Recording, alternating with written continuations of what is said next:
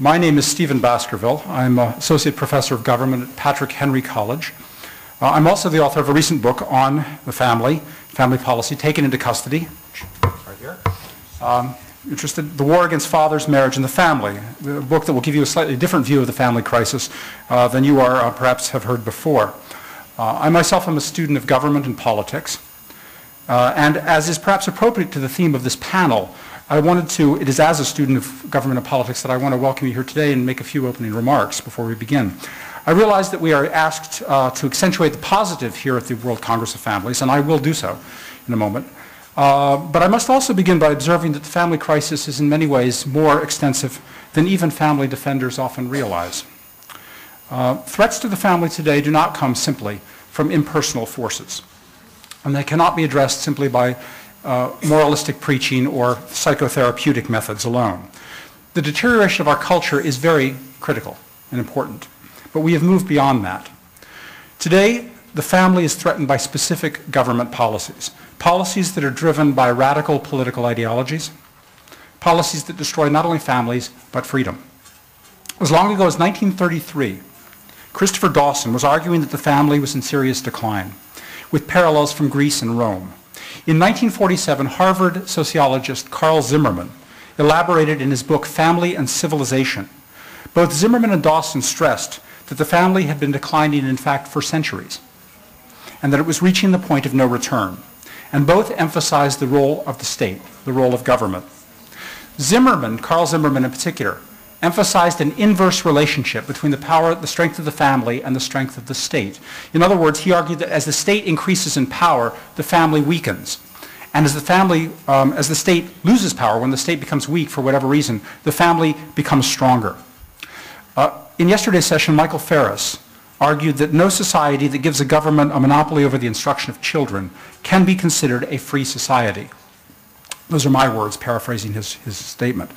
But I want to expand that principle briefly beyond the realm of education to say that no society that gives ultimate control over children to the state rather than their parents can be considered a free society.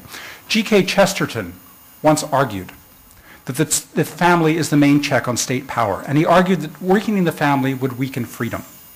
Chesterton was writing about divorce. And a critical difference between today's debates on the family and those in Chesterton's day and those of Zimmerman and Dawson is the way that they approach the now neglected issue of divorce. The central indicator through most of modern history, whenever issues of family or marriage arose until recently, and today the most direct cause of family breakdown is still divorce. Today we see a vindication of Chesterton's prophecy.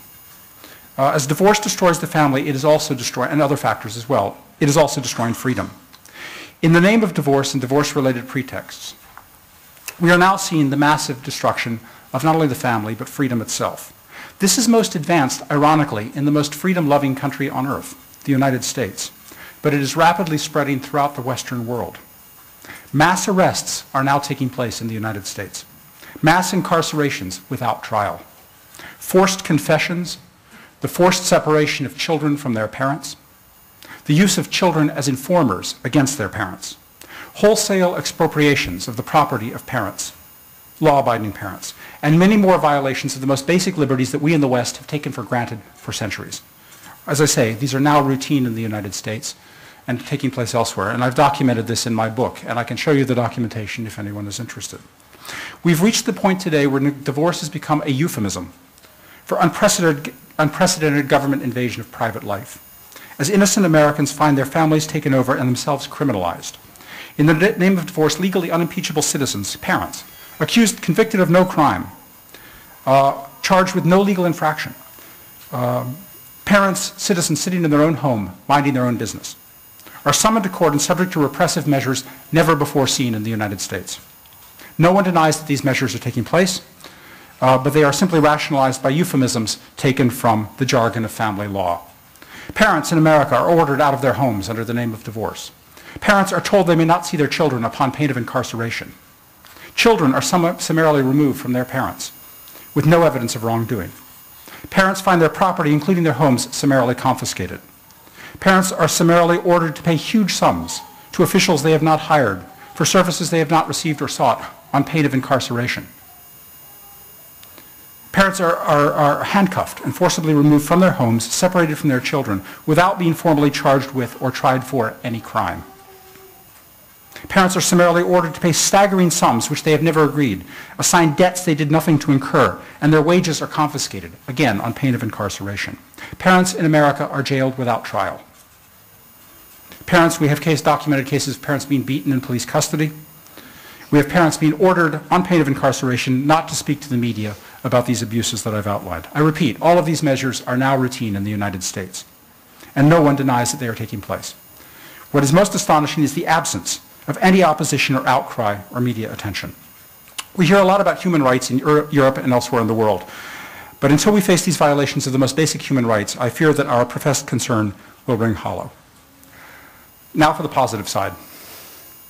Whenever Americans, Englishmen, Frenchmen, or others in the Western world have seen their liberties threatened or curtailed in the past, they have unfailingly mobilized in the most courageous way to defend their freedom, not hesitating to risk and to sacrifice their lives for their families, their countries, and their liberty. We in the pro-family movement have had difficulty mobilizing an active response in the name of saving the family. Perhaps we might be more successful in the name of saving our freedom.